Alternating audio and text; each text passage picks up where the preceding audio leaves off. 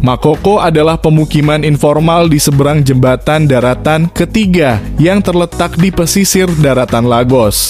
Sepertiga dari masyarakat dibangun di atas panggung di sepanjang laguna dan sisanya di darat. Bagian tepi laut komunitas ini sebagian besar dihuni oleh orang-orang Egun yang bermigrasi dari Badagari dan Republik Benin dan pekerjaan utamanya adalah menangkap ikan. Makoko adalah satu dari sekian banyak pemukiman kumuh yang bisa ditemui di dunia. Terletak di sebuah laguna di tepi Samudera Atlantik. Pemukiman ini ironisnya berada di dekat kawasan modern yang membentuk Lagos, kota terbesar di Nigeria yang menjadi pusat komersial dan industri utama di negara tersebut. Kampung nelayan ini tidak memiliki catatan sensus resmi sehingga tidak diketahui berapa jumlah penduduk kampung tersebut. Namun perkiraan sementara menyebutkan ada sekitar 150.000 hingga 250.000 orang yang tinggal di sana. Sebagaimana dilansir Amusing Planet, Makoko adalah sebuah kampung nelayan kecil yang dibangun oleh orang-orang Benin yang ingin mengadu nasib lebih dari 100 tahun lalu. Sebagian besar orang yang tinggal di kampung terapung ini adalah migran dari negara-negara Afrika Barat yang mencoba untuk mencari nafkah di Nigeria. Kondisi lingkungan di sekitar pemukiman kumuh terapung ini terbilang sangat memprihatinkan. Warna air di laguna itu tampak menghitam dan memancarkan bau menyengat. Sementara itu, sampah dapur berserakan di sekitar gubuk-gubuk kayu yang terapung di kampung itu. Setiap rumah biasanya dihuni antara 6 sampai 10 orang. Selama beberapa dekade, Makoko tidak memiliki infrastruktur dasar untuk dikatakan sebagai pemukiman layak huni.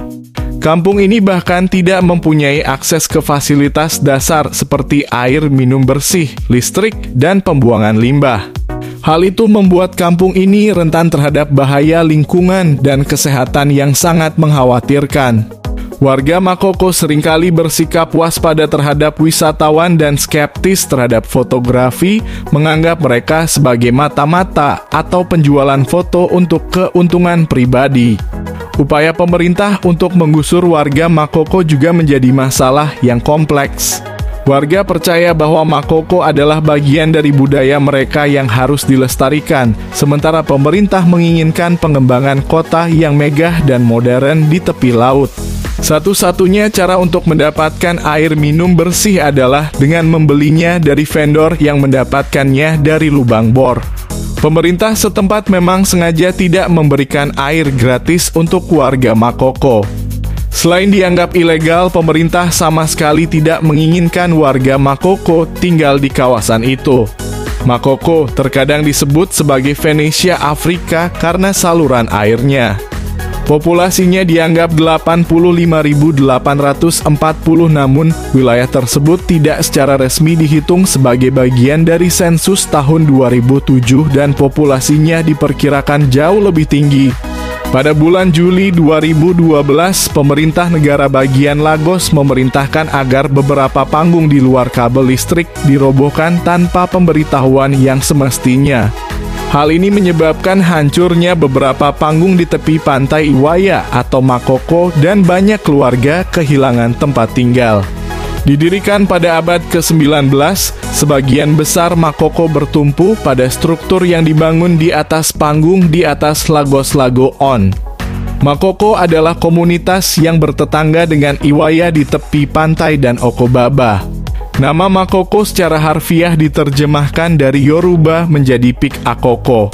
Dalam tradisi Yoruba, daun akoko digunakan untuk membantu kesuburan dan juga digunakan selama penobatan kepala suku. Saat ini daun Makoko tumbuh subur.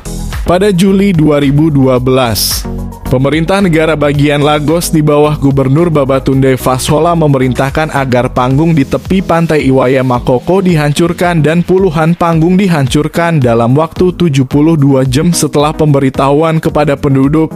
Hampir 3.000 orang kehilangan rumah karena latihan penghancuran.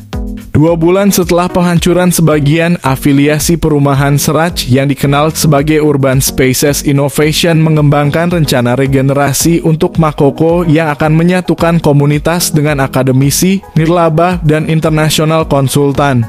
Rencana tersebut diserahkan ke Kementerian Perencanaan Kota dan Fisik Negara bagian Lagos pada Januari 2014.